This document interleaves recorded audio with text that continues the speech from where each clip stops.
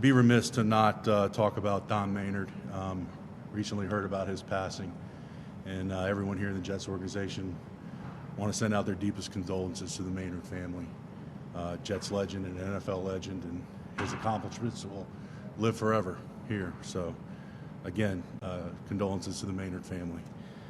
Obviously, a difficult season, not where we want to be. 4 wins, a tough season, but today was a good day. And why that was because this really started a week of after action, starting with our exit interviews with the players. And there were some great meetings. And I can tell you there's a lot of excitement with our players, and that has to do primarily with the man sitting to my left and the job that him and his staff have done this year. Just talking about Coach and his staff, and when we set out to find the right person to lead this franchise, some of the biggest things that we were looking for were someone who could teach, who could inspire, and who can lead. And we have that in Coach Saleh and his staff. And so we're fortunate to call him a teammate, and really can't praise him and his staff enough for the player development job that they took on this year. A monumental player development task with as many first and second year players that we had. And him and his staff, they didn't dip their toe in the water. They cannonballed in. And I appreciate the way that they attacked that, and you could see the growth from our young team as the season progressed. Again, 4 wins, it's not good enough. 6 wins in 2 years, it's not good enough. We have to be better, specifically in the division. We have to win divisional games. We have a lot of work to do moving forward. We need to get better across the board. I can tell you that our focus this offseason is going to be improving the team. And note I said improving the team, not just acquire talent, but improving the team, and then also keeping the team healthy. I think this is the second year we've had the most cap dollars on injured reserve, and so it's hard to consistently win games when you're banged up. So those are going to be primary focuses in this offseason. So where we're positioned now, 4 picks in the top 38, I believe. We've got 9 picks in the first 5 rounds. So excited about this task in front of us. Excited to lock arms with Coach Saleh and his staff, get the best players that we can for this organization moving forward. So again, the after action started today with the exit interviews with the players. We'll get together with Coach and his staff on Wednesday and Thursday, have our end of season meetings, go over the entire roster, and that's really going to kick off the off season. That's all I got, so open it up to questions. Joe, based off of kind of what you said about the players that you're going to get back off the injured reserve, the players that you can acquire both with the draft and free agency and potentially via trade, do you think that this is a team that should be competing for the playoffs next year? Look, I think we go into every game expecting to win, and so I think it's going to be important for us to keep adopting that mentality, and the goal is to be playing very meaningful games as the season progresses next year. But we go into every game expecting to win. If you are not playing in December next year with playoff consequential games, is that considered a failure of this program to this point? I mean, in the number of years that you've had here to start to build it. Obviously, this is Robert's first year. And Zach's as well, but I mean, even though it seems like a big jump from 4 wins to competing for a playoff spot next December, given what the resources you just talked about and your cap space, is it a failure if you're not in the mix come December? Well, I think the world we live in, everyone wants instant gratification, and they expect some of these young guys to come out and be all pros. Look, we're going to do the best job we can to develop these players, these young players. And like I said, we're going to go into every game expecting to win those games. For me, I have to do a better job. I have to do a better job. This is going to be my 3rd off season.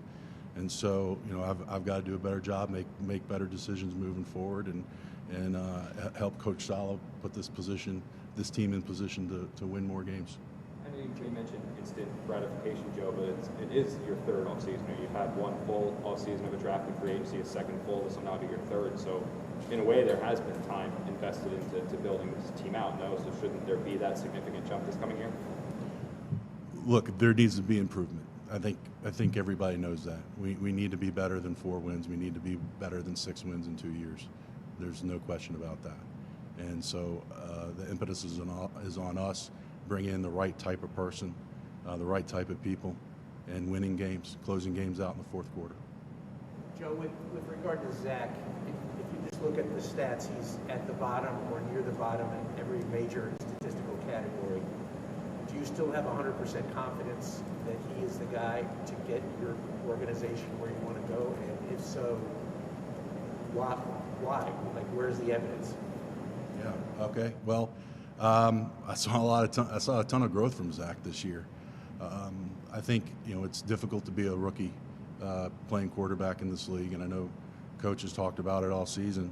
But I think the strides that you saw Zach make after coming back from the injury, and on top of that, not always being in position to be playing with his starters at all the skill spots, at wide receiver, tight end, running back, but to improve, but to keep the team in contention late in these games. A little undermanned, I think, and on top of it, taking care of the football. I think those were all very impressive things in the back half of the season, and so feel very confident about his development moving forward. So what's your expectation for Maye Becton after this? Like, we haven't seen him, obviously. It was supposed to be 4 to 8 weeks. Saw him again, that he'll be back and be able to help you guys next year. Yeah, look, obviously we want Maye back on the field, and Maye wants to be back on the field. And I think for him attacking this offseason and coming back in the best possible shape he can be in, and I expect big things from him next year. And so we all want Maye back. Why did a 2-month injury become 4 months, Joe, with Maye? Like, I think you guys thought it was an 8-week injury when it happened, but it became 4 months from when he was injured. Yeah, I think Coach touched on it. Maye's a bigger man, and so it took him longer to heal than we originally expected, and so it wasn't really anyone's fault, and it wasn't Maye's fault. It wasn't the doctor's fault. It just the process became longer than we originally thought. Joe, I don't think anyone will deny the production that you guys got from your 2021 draft class, whether it was the Michael Carters, Elijah when he was out there, Zach's production, Eccles, but the 2020 class has been a little underwhelming to this point. How would you assess their performance, and why do you think that for a number of those players it just hasn't worked to this point? Yeah, I mean, I would say about the entire draft class. I mean, we're in year 2 of their pro careers, and I would say at this checkpoint in their race, probably not where it needs to be as a group, but at this point, there's no one giving up on these players, and so look, every player develops differently at different rates, and so I'm sure if you ask some of these guys, they would say that they're disappointed in their season, but at the end of the day, no one's given up on the players. Coach certainly is not giving up on those guys, and we fully expect them to come back in the offseason ready to roll and ready to improve. Joe, you mentioned the guys on IR, and injuries were an issue again this year. You guys created that the athletic performance department in March. I think 2 years ago you were here saying you were going to focus on injuries. Why haven't you guys been able to solve that riddle of it seems like injuries derail your season every year? Yeah, it's been a frustrating thing, Cos, and so I think where we have seen progress with the new performance staff, we had far less hamstring injuries, and I think because of the hamstring strength that staff developed, we saw far less ACL injuries. So I think where we're diving in and studying where we can be better is looking into the Achilles injuries. There's a rash of Achilles with Sherwood and Carl and Marcus, and just seeing the different areas, different injuries that we can improve. But there certainly was improvement in certain areas. But overall, like you said, we've lost far too many guys to injury, so we have to be better.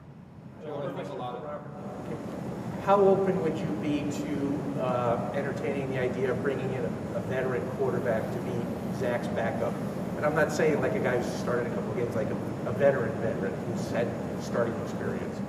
I think our quarterback room and the way it's set up now with Joe Flacco and Mike White, I know that they're going into contract years and all that stuff, but a setup the way we had this year has been ideal. Bringing in Joe, I know the outside world doesn't see it, but Joe D bringing in Flacco for that 6th-round pick, I don't think anyone realizes how big of a deal that was in terms of just even for me, didn't expect it to be the impact that I was expecting in terms of just the assist.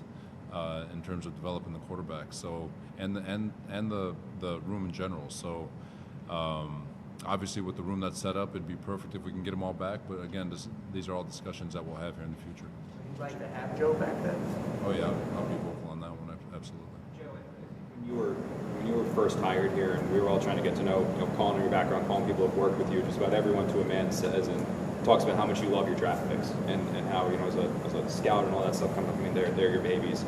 How in year 3 are you now open to the idea of potentially trading some of that draft capital for proven players if the right player becomes available on either side of the ball? Well, that's a good question, Connor, because I think with the position we've put ourselves in, we have great flexibility.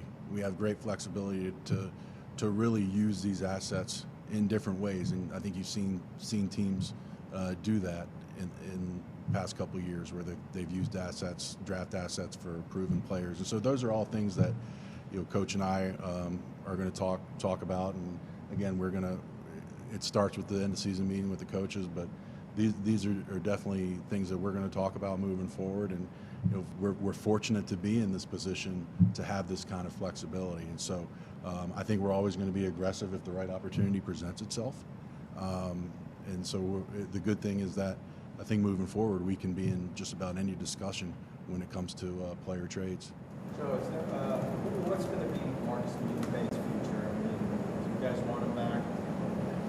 Extending him, franchising, however you want to. Yeah. So obviously Marcus is a valued member of this team, and so again we're gonna get in the room with the coaching staff, hash out the end of season meetings, and then go for there. But I can tell you, any decision that we make in regards to Marcus or any other player on expiring contracts, the decision is going to be made in the best interest of the team now and moving forward. Both of you guys, with the dynamic between the two of you, a year ago you were just kind of getting to know each other. Now going into this offseason where you've had a full season together, what's that dynamic like in terms of trying to build, for the future, build for next season? Because Robert, you have specific needs, like to get better, this is what I need. Is there that dynamic now where you guys can really kind of hammer it out as far as the needs for this team on the field? I think, you always come in, like my relationship with Joe obviously kicked off when we first got here, right, into the interview process. But I think what's very clear, even though a lot of people may not see it, I think the way Joe and I see football is identical. We believe that it starts in the trenches.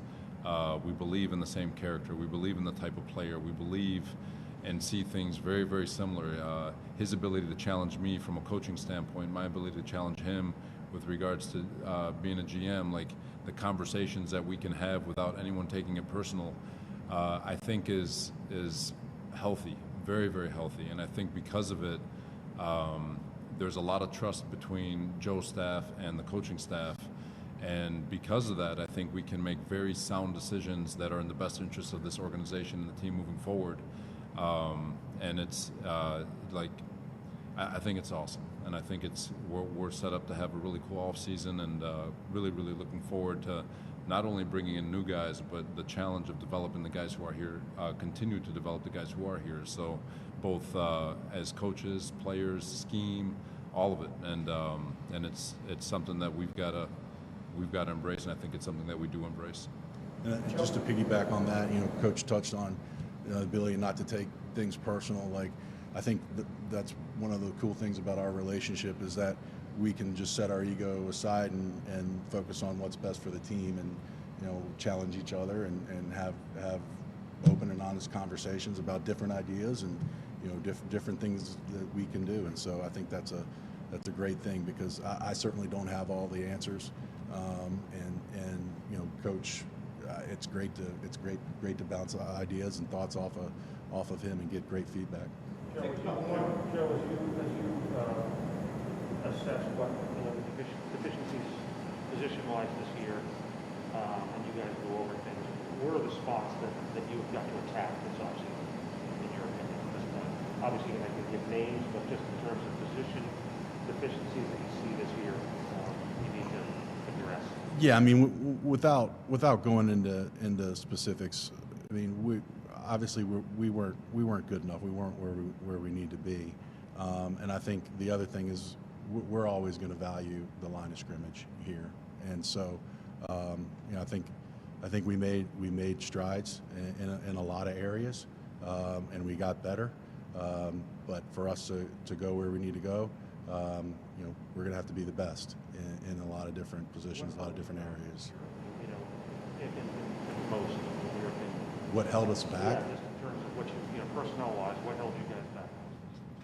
Look, I mean, I'm not going to sit up here and disparage any player or any position group. I thought our coaches and our players they fought their ass off this year and they battled, and so again, we know we have to get better as a team.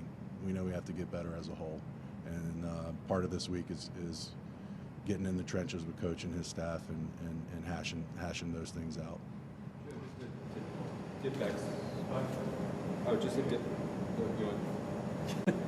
Just to dip back kind of specifically into the 2020 classes, one of the players that was a major talking point amongst the fan base, a major talking point amongst us was Denzel. I know he finished, I think it was the final 4 games without a catch. 2 years now, he hasn't caught a touchdown. I mean, why do you think it just hasn't worked to this point? Salmon incident and COVID incident aside, I mean, why hasn't he kind of progressed as I think you and most people in the building would have hoped? Yeah, I mean, there's been a lot of adversity that Denzel's faced since he got here with back-to-back hamstring injuries, sickness in OTAs, COVID during the season, and again, everyone wants the best for Denzel, and everybody wants to see Denzel succeed. I think moving forward, like I said with Maye, him coming back this offseason, in the best possible shape he can be in, with the right mentality and attack the offseason, I think that's going to be beneficial for him and the entire team.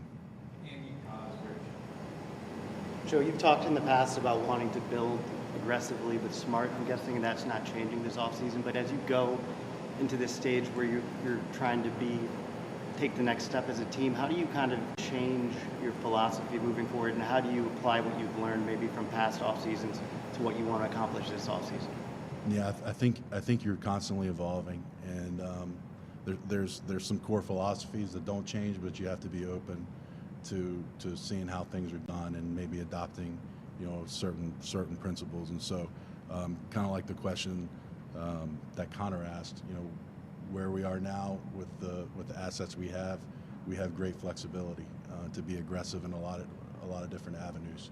So again, those are going to be vital conversations that Coach and I have along with Christopher and Woody, and so we're excited about this offseason. We're excited about attacking free agency, about attacking the draft, about attacking the combine. Joe, with the exception of Carl Lawson, last year's offseason, you didn't spend a lot of premium assets on defense. The first 4 picks were all offense. The free agency, Lawson was the big one. Is it fair to say going into this year that you need to address the defense more than you did last year? Yeah, I think we want to have a balanced team moving forward.